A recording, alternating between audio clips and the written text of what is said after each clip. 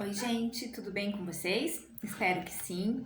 Hoje, pessoal, vamos fazer juntos a atividade da página 68 até a 70. Eu havia solicitado já para vocês, porém vou fazer essa correção e quem não fez, aproveita e faz junto comigo, tá bom? Se der tempo, hoje ainda falaremos um pouquinho sobre os Três Mosqueteiros, senão fica para uma próxima aula, combinado? Então vamos lá para a página 68, na parte da a linguagem. Gente, temos ali a número 1, que diz o seguinte: releia o trecho em que o narrador descreve o drama que viveu em alto mar.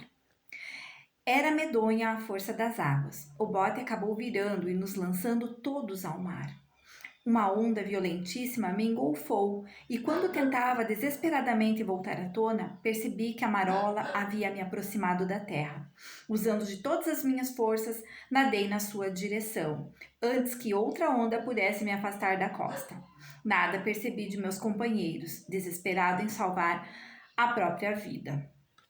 Aí, a letra A. Sublinhe as palavras que foram empregadas para caracterizar a força das águas, a onda e o estado em que o personagem ficou naquele momento. Nesse textinho que nós lemos, eu tenho ali uma palavra bem no início do parágrafo, medonha. Era medonha a força das águas. Então, vocês vão sublinhar essa palavra que está caracterizando a força das águas, ok? Na segunda linha, no início depois do ponto final, no início da frase, tem lá, uma onda violentíssima. A palavra violentíssima, tá? Vocês devem grifar. Aí, na última linha, na última frase do texto, e está na última linha, tem lá, desesperado em salvar a própria vida. A palavra desesperado está caracterizando aqui o estado de espírito do personagem, né? Então, eu vou grifar medonha, violentíssima e desesperado, ok? Que são palavras que estão caracterizando. A letra B. Por que palavras como as que você sublinhou no item anterior são importantes em uma narrativa de aventura? Por que será, gente? Porque ajudam a criar o clima da narrativa, né? Ajudam a compor o personagem, ajudam a compor o estado de espírito desse personagem e a caracterizar fatos e também o espaço, né? Eu posso imaginar aí a partir dessas características como que é o espaço, ok? Então, porque ajudam a criar o clima da narrativa, a compor os personagens e seu estado de espírito e caracterizar fatos e também o espaço, ok? A letra C. Em onda violentíssima. Que ideia o uso da palavra destacada transmite ao leitor? A palavra destacada ali é violentíssima, né? Se o narrador tivesse escrito onda violenta, o efeito seria o mesmo? Será, gente? Vamos tentar pensar. O uso do superlativo, né, que é essa palavra que está ali sendo utilizado nessa palavra violentíssima, ele dá a ideia de intensidade, né, de algo maior, certo? Então aqui está transmitindo a ideia de intensidade da onda, da sua força extrema, né? E a palavra violenta transmitiria também essa ideia, né, de uma onda forte, porém não tão intensa, ok? Então o uso do superlativo é para dar mais intensidade, ok? O número 2, releia o trecho. Uma outra onda me jogou contra uns rochedos e por pouco não desmaiei. Num esforço supremo, subi nas pedras, segurando-me numas ervas e caí de bruços, enquanto o mar rugia atrás de mim.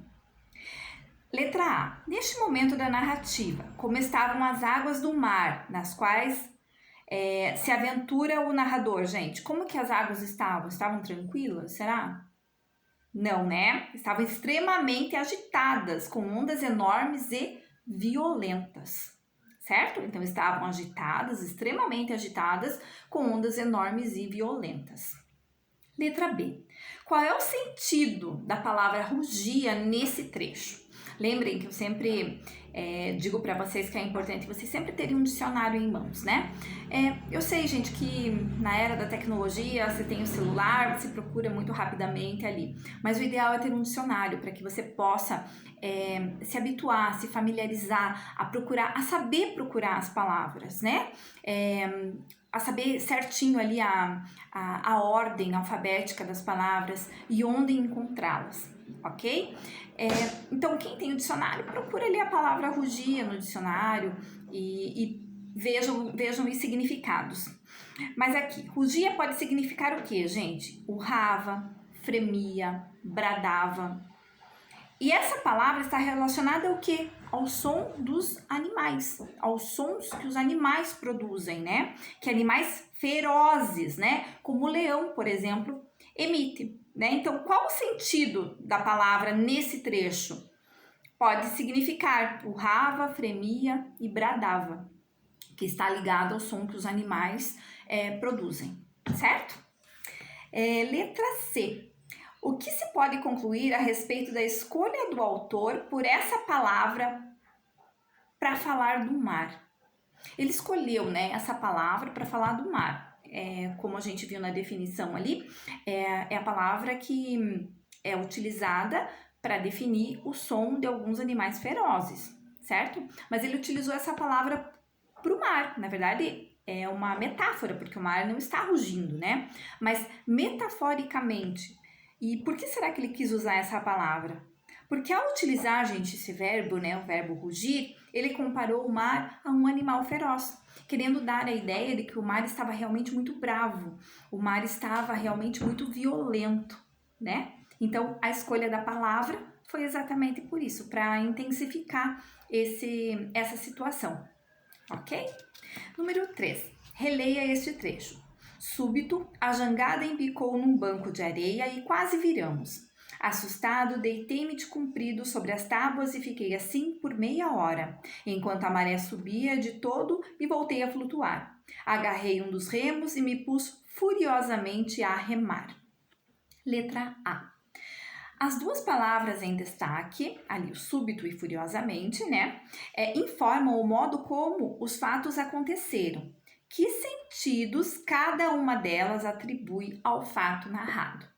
Vamos lá, súbito, gente. Que sentido que ele atribui a esse fato que foi narrado? Atribui o sentido de que algo aconteceu de repente, de forma inesperada. Surpreendendo, né? Algo surpreendente. Aconteceu de repente, de forma inesperada. E a palavra furiosamente, que ideia que ela remete? Ela remete à ideia de uma ação realizada com bravura, com força, com empenho, certo? Letra B. Que palavras indicam as ações do personagem e o tempo em que elas ocorrem? Grife-as. Vamos lá. Quais palavras, gente, que indicam? A palavra súbito e a palavra furiosamente, né? Só grifar ali no textinho de vocês. Número 4, ali da página 70 agora.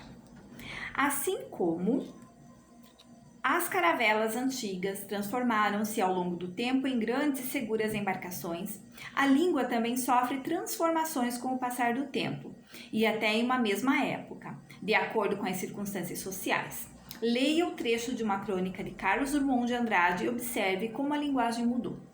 Aqui, nessa crônica, nós vamos voltar um pouquinho ao assunto da variação linguística, tá? E como as línguas se transformam com o passar do tempo, ok? Eu vou ler aqui para vocês. Antigamente, os pirralhos dobravam a língua diante dos pais e se um esquecia de arear os dentes antes de cair nos braços de Morfeu, era capaz de entrar no couro. Não devia também se esquecer de lavar os pés, sem tugir nem mugir. Nada de bater na cacunda do padrinho, nem de debicar os mais velhos, pois levava tunda. Ainda cedinho aguava as plantas, ia ao corte e logo voltava aos penates. Não ficava mangando na rua, nem escapulia do mestre, mesmo que não entendesse patavina de instrução moral e cívica. Pessoal, vocês conseguem entender o que ele está dizendo aqui? É difícil, né? Difícil para vocês, porque é uma linguagem que não faz parte do universo ali de vocês, né? Do conhecimento de mundo de vocês. Mas, pelo contexto, a gente pode aferir aí, né? Algumas coisas. Então, descubra o significado das expressões. Vamos fazer juntos a letra B aqui para que fique mais claro.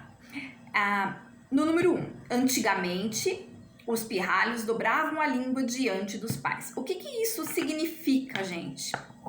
Vamos lá para outra coluna, vai lá para número 4. Significa que as crianças respeitavam, tinham cuidado ao falar com os pais, ok? Então, coloca o número 4 ali entre parênteses. A segunda. Se um se esquecia de arear os dentes antes de cair nos braços de Morfeu, era capaz de entrar no couro. Essa corresponde à coluna ali, a número 5, tá? Que se um se esquecia de escovar os dentes antes de dormir, era capaz de apanhar, levando uma surra, certo? Então, coloca o número 5 ali entre parênteses. A número 3. Não devia também se esquecer de lavar os pés sem tugir nem mugir. Essa corresponde a número 1. Não devia se esquecer de lavar os pés sem reclamar, ok? A número 4. Nada de bater na cacunda do padrinho, nem de debicar com os mais velhos, pois levava tunda.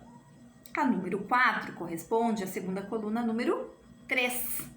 Nada de bater nas costas ou ombro do padrinho, nem de caçoar dos mais velhos, pois levava uma surra, né? A número 5 da primeira coluna. Ainda cedinho aguava as plantas e ao corte logo voltava aos penates. Essa corresponde ao número 2 da segunda coluna, que ainda cedinho molhava as plantas, ia cortar o cabelo e logo voltava para casa. E a número 6 corresponde a também número 6 da outra coluna ali. Não ficava mangando na rua, nem escapulia do mestre, mesmo que não entendesse patavina de instrução moral e cívica. O que significa essa expressão? Que não ficava brincando na rua, nem matava a aula, mesmo que não entendesse nada da matéria moral e cívica, mesmo que não entendesse nada do que estava sendo explicado na escola, ok? Então, fica assim, 4, 5, 1, 3, 2 e 6, certo? Gente, só relembrando, né? As narrativas de aventura, os advérbios e os adjetivos são geralmente empregados para criar o clima da história. Adjetivos, como a gente viu ali, né? Que são aquelas palavras que caracterizam. Nós ainda vamos falar muito sobre isso e vamos voltar nesse assunto. Vou fazer uma aula para vocês, provavelmente, somente sobre advérbios e adjetivos e verbos, tá? Para que isso fique bem fixo. Mas assim, nas narrativas de aventura, os advérbios e os adjetivos são geralmente empregados para criar o clima da história, especificando algumas das características dos personagens, espaços e ambientes em que os fatos ocorrem. Nesse gênero, há predomínio de verbos no passado. Sim, verbos no passado por quê, gente? Porque é uma aventura, ele está contando a aventura que já aconteceu, ok? Então, gente, por hoje é só. Fizemos aqui até a página 70 e voltamos numa próxima aula, continuando aqui com o nosso livro didático e algumas atividades, algumas explicações extras, ok? Fiquem bem e até a próxima!